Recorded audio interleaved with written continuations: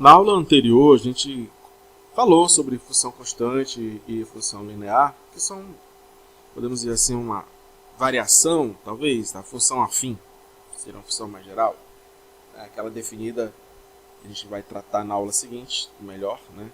A função afim é definida assim, ó, ax mais b. Se o a for igual a zero, a gente tem a função constante. Tá?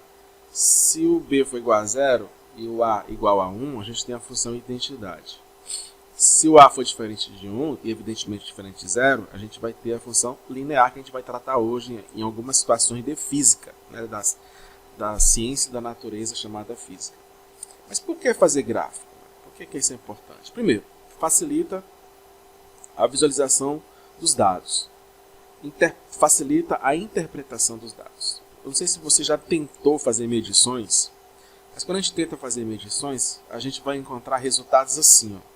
Não é aquela belezura, boniteza de todo o gráfico da função tranquila e calma. Não, na verdade, não. A gente vai encontrar dados assim, depois a gente vai fazer uma tentativa de colocar no modelo. E aí vai estudando se o modelo dá certo ou não.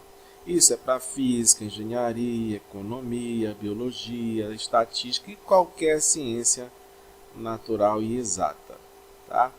Então, tem que ter uma certa desprendimento da exatidão, porque a natureza ela não é exata, ou melhor dizendo, a natureza ela não se conforma nos modelos que a gente cria. Os modelos que a gente cria apenas para tentarmos entender, visualizar, interpretar e criar teorias. Por exemplo, o Galileu Galilei, famosíssimo Galileu Galilei, lá na sua torre de Pisa, ele ajudou, por exemplo, a entendermos, né, a força P. Né? Tem não ele simplesmente, mas os estudos dele, a velocidade, posição, isso era bastante estudado na época dele, e tratou, né, da aceleração da gravidade, ou da aceleração, ou da movimentação dos corpos. E a força-peso é uma resultante, a gente sabe hoje, né, que é uma resultante de forças atrativas, que é dirigida para o centro da Terra, aproximadamente. Lembra que o modelo é apenas uma aproximação do que realmente acontece e depende da aceleração da gravidade que a gente chamou de G, onde o corpo se encontra. Ou seja, o corpo de um peso varia de um lugar para outro, a gente vai já mostrar isso, e é proporcional à quantidade de massa m. Então a equação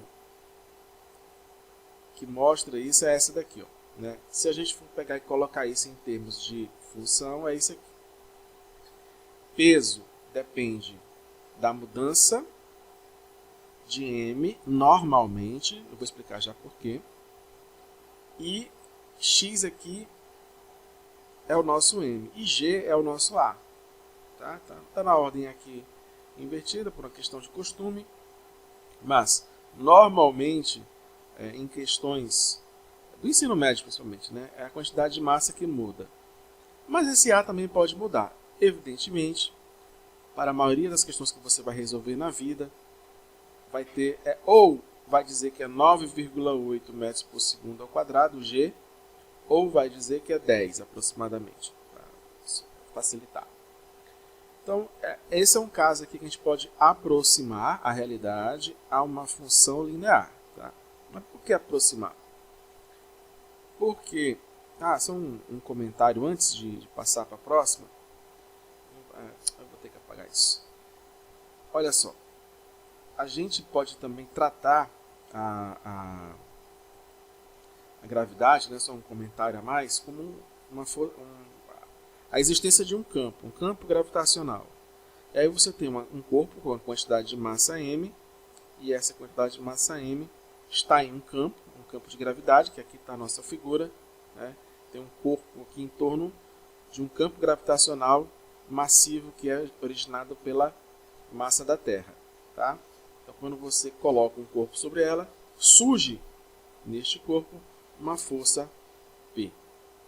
Tá bom? Então, só para lembrar,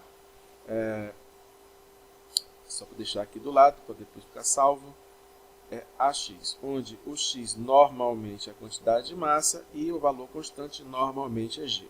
Por que normalmente? Porque a aceleração da gravidade ela muda com diversas situações. Tá? Então, primeiro, De planeta para planeta, essa aceleração da gravidade muda.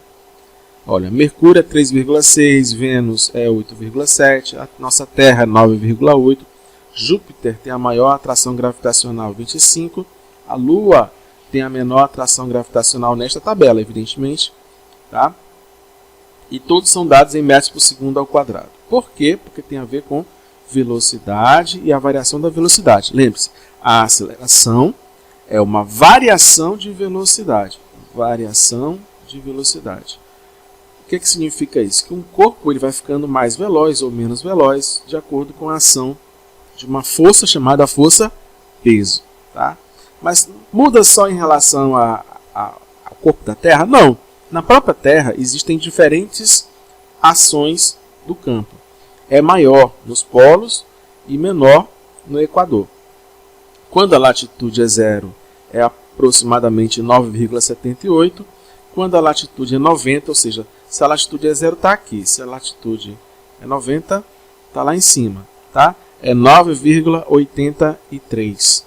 Tá? Então, repara que a gente vai ter essa variação, né, de 78 até 83 vai dar 5, né?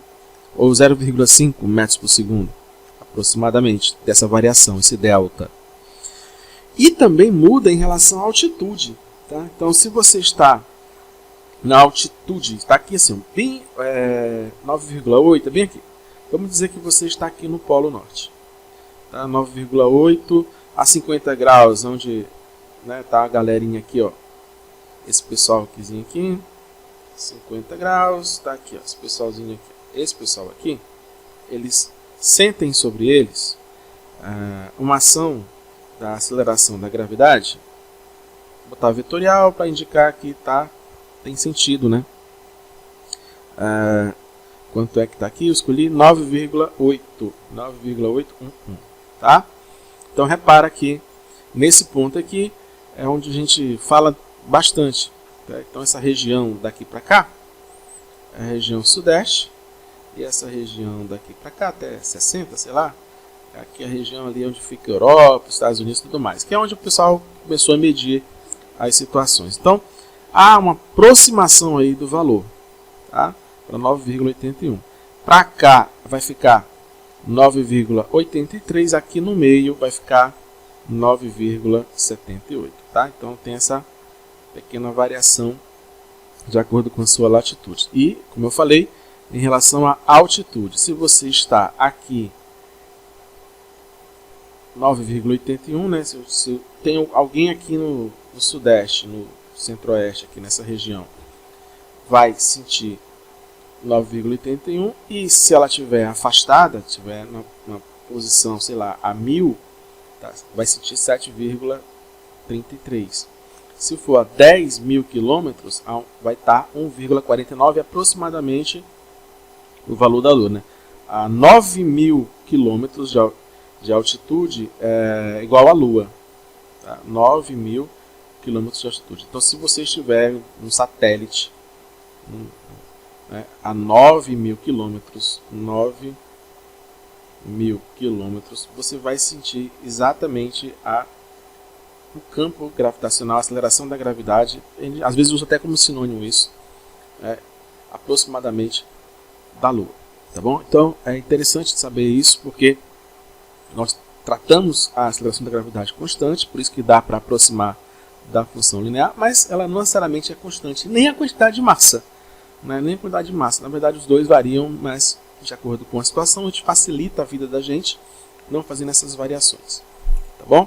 Só para a gente ter uma ideia, né, da mudança aqui, assim, olha, o peso, quando ele está naquela função linearzinha bonitinha, né, 9,78, 9,8, você escolhe o tanto aqui e fazendo o gráfico vai surgir isso daqui, tá? Então, se eu tiver aqui no eixo X quantidade de massa, né, vamos dizer que são quilogramas, 2 quilogramas, 4 quilogramas, 6 quilogramas e assim vai. E 9,78 é a nossa inclinação, né, o ângulo, ou melhor, o coeficiente que dá a inclinação, 9,78. Então, se eu pegar aqui e diminuir aqui para ficar 5, 10, 15, 20, 40, 50, 70, entre, sei lá, entre 50 e um pouco mais de 100, nós temos aqui o valor médio da população, tá variando aqui assim. Então está aqui a inclinação, como é que fica. Não tem sentido físico a parte negativa do gráfico, só aqui. Se eu tiver 0 de massa, é 0 de peso. Sei lá, se eu tiver 5, né? 5, aí vai aproximadamente 35, alguma coisa. Não sei se vai apontar aqui, não vai. Então, essa é a ideia da inclinação que nós temos na reta, né? Se eu for traçar uma reta com peso, né? Com quantidade de massa, e aqui o valor do peso. Então aqui 80 está aproximadamente no pouco menos do que 10, talvez. Agora, se eu tiver uma situação como essa, em que eu vou fazer variar a gravidade para cima e para baixo, tá? Ou seja, na altitude ou em planetas diferentes, assim vai. O que acontece com a inclinação? Olha só. Na Lua, lá 1,6 é a menor quantidade de aceleração. Então, eu vou pegar aqui um exemplo em que eu pego, olha só a diferença, aqui, ó, sei lá, 5, aqui, sei lá, 20, tá? Se eu pegar aqui 20, metade aqui, 25, 50, 100. Então, 100 de quantidade de massa, 100 quilos, é aproximadamente 150 na Lua, em peso. 100 nem aparece aqui no nosso gráfico, né? Vamos ver por 100, 100 vai subindo aqui, sei lá, ó, 950, quase 950. Então, se você está na Terra e depois vai para a Lua, o seu peso muda. E o gráfico mostra isso com a inclinação, né? A inclinação lá da Lua é bem menor.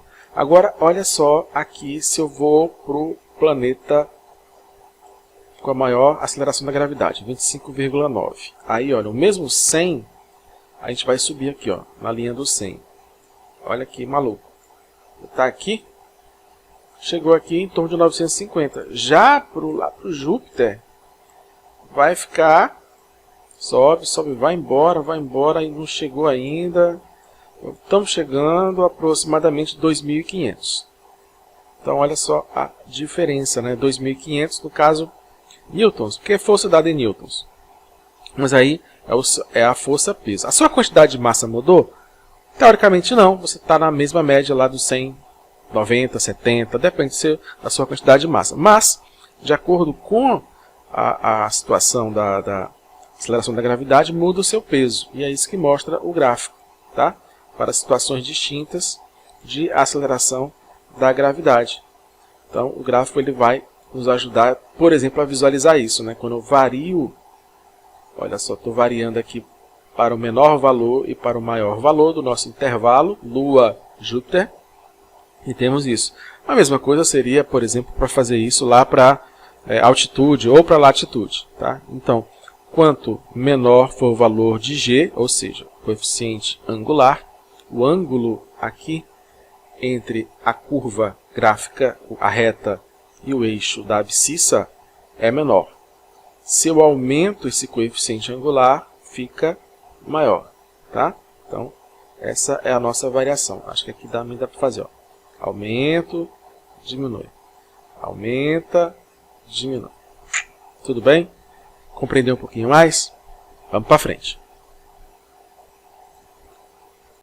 E por causa manter essa aceleração da gravidade constante, a gente tem um movimento de aceleração constante, por exemplo, a queda livre. Tá? Quando faz o experimento da queda livre, ele é bastante estudado na física do primeiro ano. E a aceleração constante refere-se ao movimento em que a velocidade do objeto aumenta na mesma quantidade de unidade de tempo. Tá? Então é assim, ó, metros por segundo. É por isso que é metros por segundo ao quadrado. Tá? 1 metro por segundo é 1 metro por segundo ao quadrado. Ou seja, 1 metro por segundo, variação, né, da velocidade em 1 segundo. Tá? É isso que significa. O exemplo mais importante de aceleração é a queda livre, que vem da ideia lá da força gravitacional que age sobre o corpo, né? Peso igual a massa vezes a aceleração. Aí essa aceleração, se eu pegar o módulo dela, porque aqui está como um vetor, se eu pegar o módulo dela, né? Você já sabe, aproximadamente 9,8 metros por segundo ao quadrado. Dela vai surgir uma equação que ela determina a velocidade em cada altura. Você tem alturas diferentes mudando velocidade. Tá? Então, se o corpo sai daqui, o tempo que eu vou medindo, cada tempo que eu meço, no T0, T1, T2, T3, a velocidade vai mudando. Começa com V0, depois V1, depois V2, depois V3. E essas, por causa da situação da aceleração, V0, opa, está caindo, né? Então é o contrário. V0 é menor que V1, que é menor que V2, que é menor que V3, tá? E assim sucessivamente, até chegar aqui ao chão e parar, evidentemente por causa do chão. Tá? Então, essa velocidade aqui, V1, V2, V3, eu calculo como sendo V igual a velocidade de início mais a aceleração vezes o tempo. Então, essa equação, reparem que ela é a equação da função afim, né? F de x igual a B mais AX, só para você ter a comparação. Só que a gente normalmente faz isso aqui igual a zero. Logo, eu posso aproximar se eu solto, simplesmente eu solto um corpo, né? V0 é zero, então eu posso ter essa função aqui, ó, que é uma função linear, tá? É uma função linear.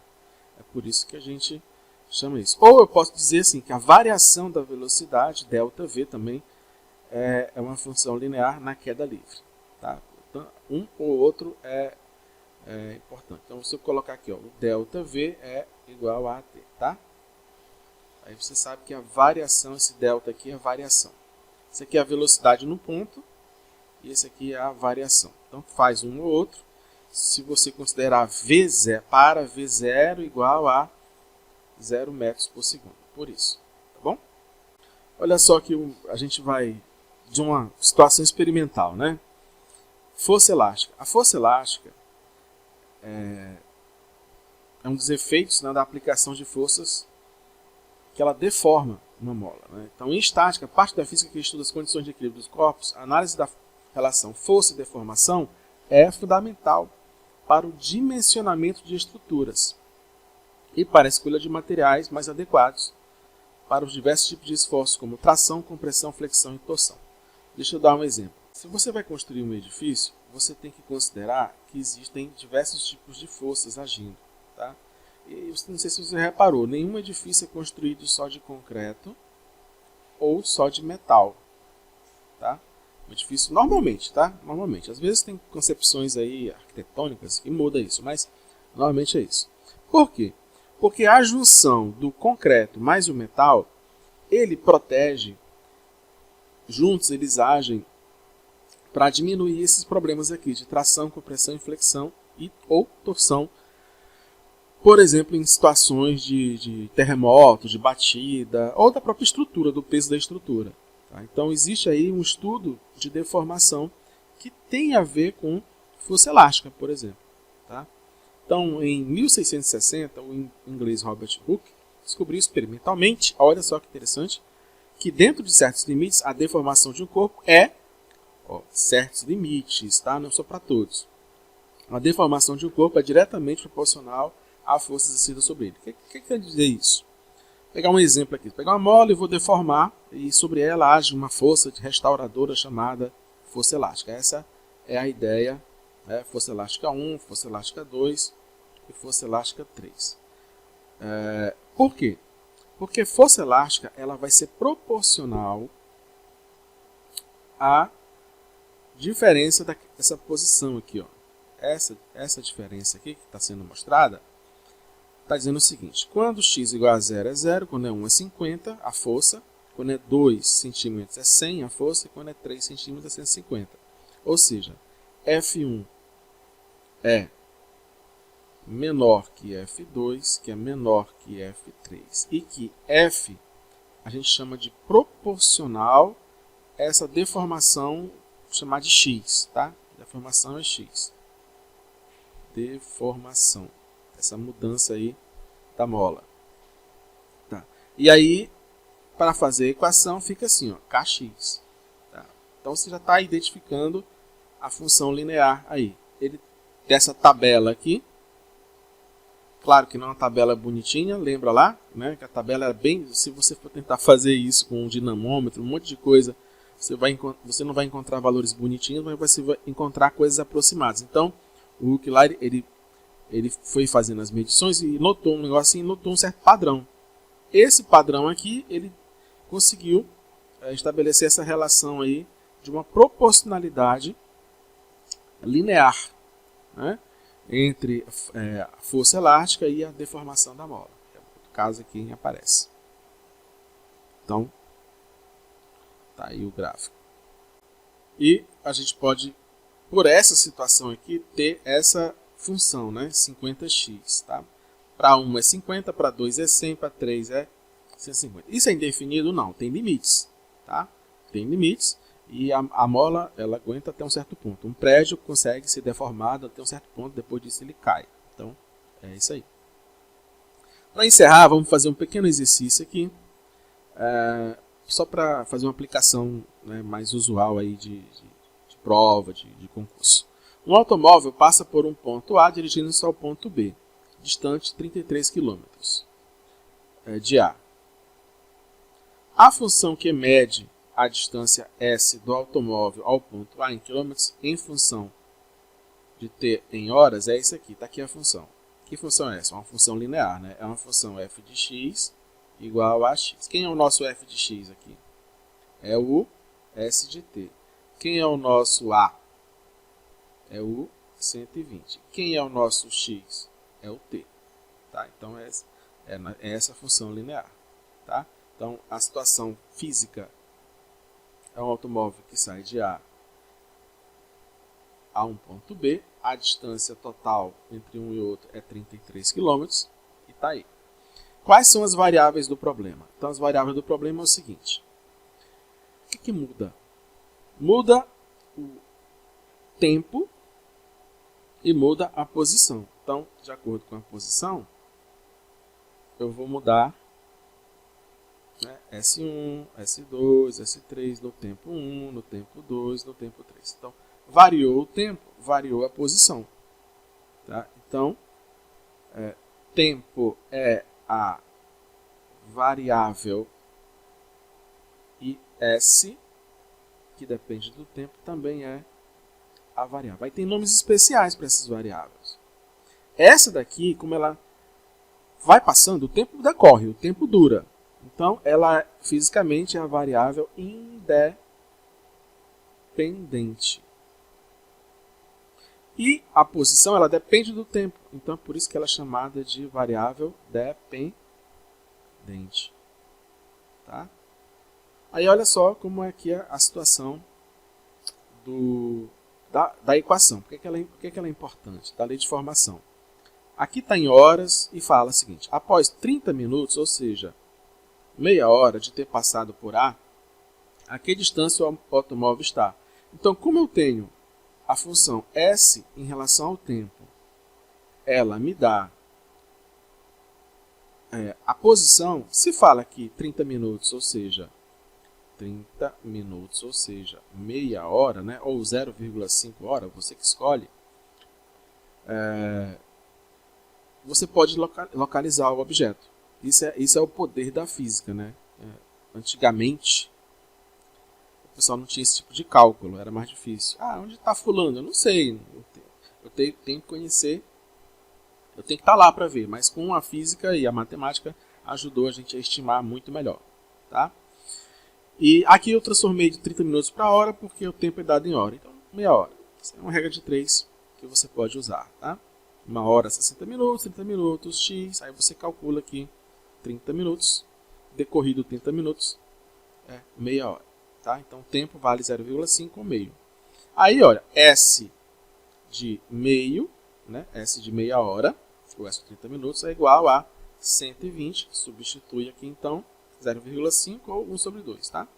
Isso vai me dar que é 60. Como é a posição, e a posição aqui é dita em quilômetros, tá? Então, foi 60 quilômetros. O que significa isso? Será que isso está ocorrendo fisicamente? Olha, se o carro ele só vai de A até B, acabou-se. Lá chegou em B, ele parou. Mas, se ele continuou, então a posição dele, passado meia hora, ele vai ter passado da cidade B, tá? Vai ter passado da cidade B e aí teria passado, se ele continuasse. Como eu acho que ele parou o movimento aí, então eu só consigo calcular entre A e B. Então A e B é o meu intervalo, tá? Esse meu intervalo é entre 0 e 33 km. Tá bom? É até interessante você analisar além do que a questão está falando. Quanto tempo leva de A até B? Ora, a lei de formação é essa. Ele está me dizendo o seguinte: quanto tempo eu levo para percorrer quanto? Para ir para a posição 33. Então, a posição aqui é 33 km. E eu quero saber o tempo. Eu quero saber o tempo. Então, pegando aqui a lei de formação, eu vejo que S de T é 33. Aliás, está faltando o Tzinho aqui. Ó. Aqui, 120 igual a T. Para achar isso daí, a gente vai ter que fazer o quê? Dividir os dois lados por 120, para aqui dá 1, e é 33 dividido por 120. Dá 11, né? Se eu for dividir por 3 aqui, dá 11 por 40, ou aproximando aqui, dá 0,275 hora da hora, é o nosso tempo. Parou aí? Poderia. Tá. Ah, mas isso aqui é um número. Mas esse número não significa lá muita coisa, né? 0,275 de hora, tempo é igual a 0,275 de hora. Não é legal. Eu posso converter isso em minuto. Basta eu multiplicar por 60. Dá 16,5. 16 mais 5. Ou seja, 16 mais meio, né? De hora. 16. Aliás, perdão. Minuto. Eu converti em minuto. Estava em hora, converti em minuto. Então, 16 minutos mais meio minuto. Ou 16 minutos mais 30 segundos. Né? Então, deixa eu botar aqui em minuto. Tá bom? Então, a gente pode analisar em 16 minutos e 30 segundos ele chegou. Ele saiu de A e chegou em B. Então, está aqui o nosso intervalo de A até B. 60 km fisicamente para esta situação não faz sentido, mas seria o seguinte: se ele continuasse, ele estaria na posição 60. Tá bom? Então, está aí algumas aplicações da função linear na física. Aí eu pergunto, se você quiser pesquisar, estiver estudando física em algum momento, identifique as funções lineares. Se você identificar, lembrar de mais alguma, coloca aí nos comentários. Tá bom? Então, até a próxima aula. Tchau, tchau.